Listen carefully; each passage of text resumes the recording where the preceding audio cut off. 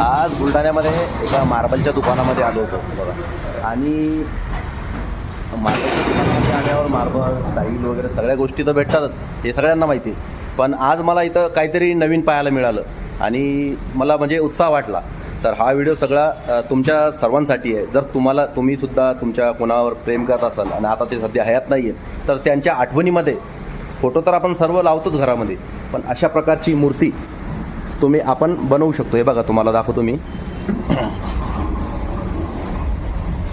अशा प्रकारची मूर्ती मार्बलमध्ये आपल्याला बनवून मिळेल. हे बघा, अगदी हुबेहूब काम आहे, पाहू शकतो. तर आपल्या प्रियजनासाठी तुम्ही अशा प्रकारची मूर्ती बनवू शकता.